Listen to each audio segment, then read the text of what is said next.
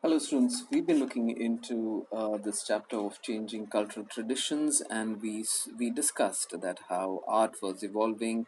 Now, the European society had started, and the experts and the masters there had started devoting a great amount of time to art, architecture, science, technology, medicine, astronomy, mathematics, all of that.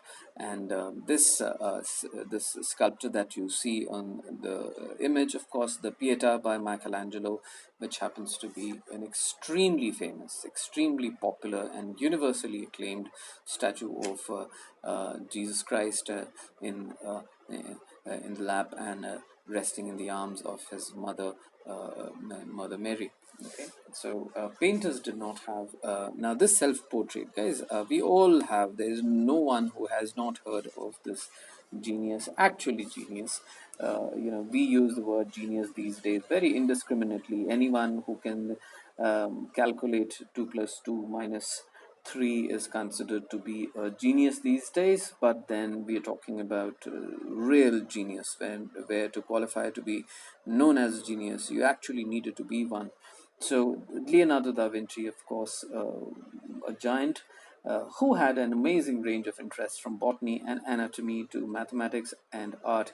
He painted the Mona Lisa and the Last Supper, two very, very famous paintings which we all have seen the copies of. One of his dreams was to be able to fly. He spent years observing birds in flight and designed a flying machine as well. He signed his name Leonardo da Vinci, disciple of experiment. Now, painters did not have older works to use as a model because students, you have to understand, they were the pioneers. They were the ones who were starting it. So they did not have a precedent to consult. That yes, this is how our previous masters used to paint, and this is how it was done. They had to start everything on their own, guys. If you happen to be a pioneer, then there was no one before you, then of course it is never easy. Everything that you do and learn is by trial and error, because you do not have any do's and don'ts, because no one has done it before, right? And it was the same story for these great painters and these great masters and these great sculptors. It was the same story. Say for example, for Wright brothers, who invented aeroplane, who were the first ones who constructed an aeroplane. They had no idea how it needs to be done. They had no idea about the how the lift happens actually. Otherwise, earlier everyone used to think that if you have enough speed, then of course it would be possible for the body or the aeroplane, whatever you choose to call it, to actually take a lift or to get a lift. But if only speed was the thing, then all the Formula One racing cars would be flying. And there would be no Monaco Grand Prix at all, for that matter. All the cars would be flying. So they don't. It's only the aeroplanes that fly, and there's a reason behind it. There is a whole science behind it. And the Wright brothers were the first ones who did it in 1902, 1903.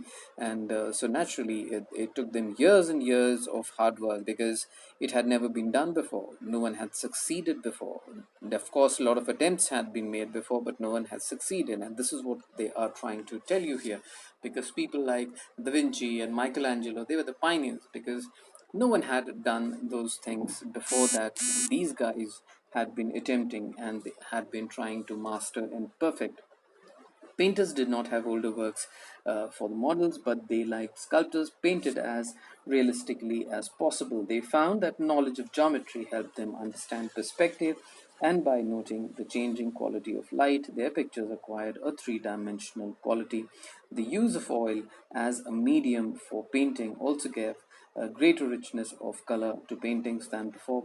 In the colors and designs of costumes in many paintings, there is an evidence of the influence of Chinese and Persian art made available to them by the Mongols. Thus, anatomy, geometry, physics, as well as strong sense of what was beautiful gave a new quality to Italian art, which was to be called realism, which continued till the 9th century. And students, the genius of these great masters was the fact that their paintings, students, you have to understand that whether the painting is done on canvas or it is done on paper, ultimately They look, if you and I painted, they look very, very two-dimensional. But the real genius is, and the real skill is to make it on a flat piece of paper or a flat cloth, or on a wall for that matter. Make it appear three-dimensional. Something which should ideally be two-dimensional, you add that last dimension. That is where your skill comes in. That is your art. What that is what makes you great. Architecture, the city of Rome revived in a spectacular way in the 15th century. From 1417, the popes were politically stronger because the weaknesses caused by the election of two rival popes since 1378 had ended. They actively encouraged the study of Rome's history. The ruins in Rome were carefully excavated by archaeologists. And this inspired a new style in architecture, which was actually a revival of the imperial Roman style, now called classical. Popes, wealthy merchants, and aristocrats employed architects who were familiar with classical architecture. Artists and sculptors were also to decorate buildings with paintings, sculptures, and reliefs. Some individuals were skilled equally as painters, sculptors, and architects. The most impressive example is Michelangelo, 1475 1564. Of course, we all have heard and read about him. Immortalized by the ceiling, he painted for the Pope in the Sistine Chapel the sculpture called the Pieta and his design of the dome of St. Peter's Church, all in Rome. Students, you have to understand one very important thing, that uh, once all that when that that that own that primary occupation which used to be feeding oneself, that was farming and agriculture. Human beings had come a long way. For thousands of years we just had been hunters and gatherers, only being uh, worried about and only caring about how the next meal would come and from where would it come. But gradually we started diving into different areas, different facets.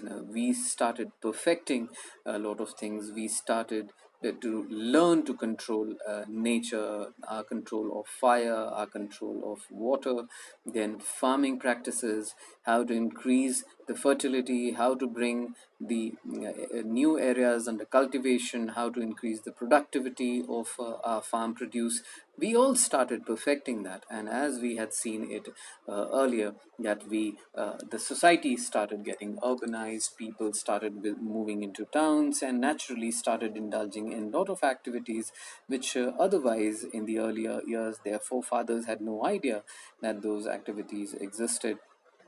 Now, home or these places were not just about shelter at all. Now they started getting more and more grand. They started becoming more and more beautiful, more spectacular, and more architecturally, and far more challenging in terms of perfection. Because why was this happening? Because of the fact that the international trade had been booming, so people were making money all across, and so definitely with money comes the ambition, and you do not have to worry about. Now definitely, once you have enormous amount of money or a great amount of money, you definitely would not like to live in those two corridors and two cramped corridors and two room homes, naturally. So everyone was getting ambitious, and that is why people wanted more fanciful painting, great architecture, large, huge domes, massive domes, and of course, the fact that which we saw in the previous video as well,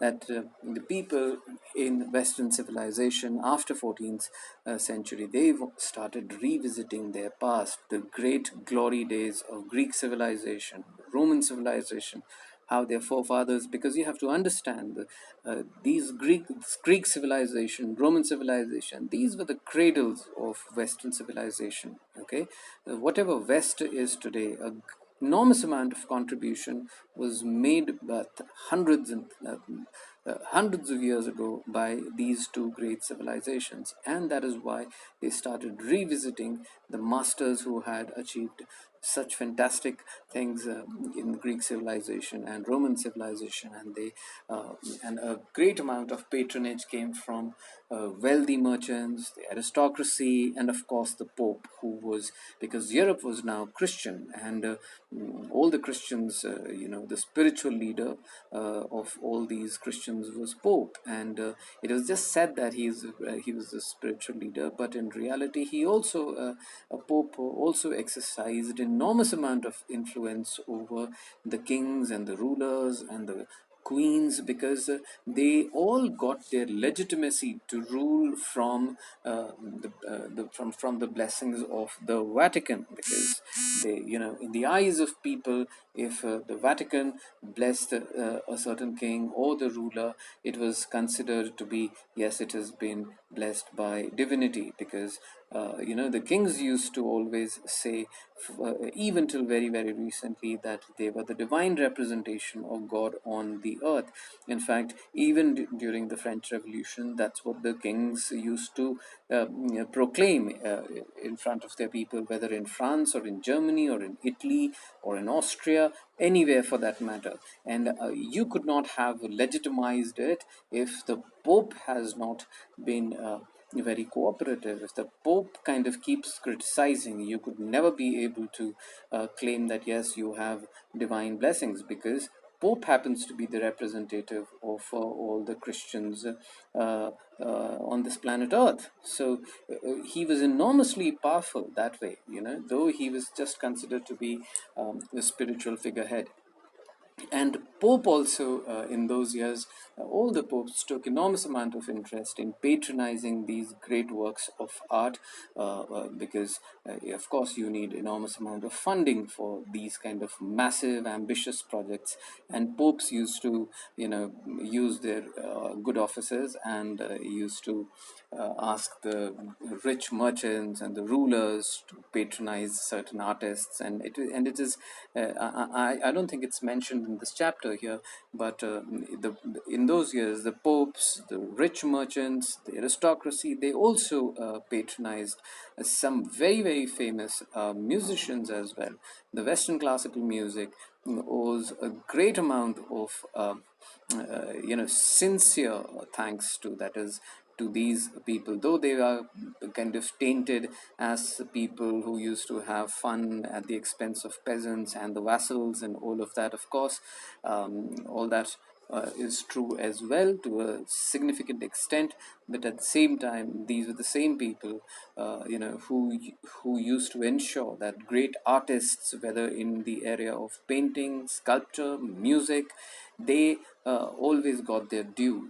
They were never, there was no dearth of work for them. They were always kind of taken, they should be taken care of. They always kind of ensured that it was the responsibility of the society that such great artists should not die in starvation, or in just fade into oblivion without no one ever coming to know about them or their great works.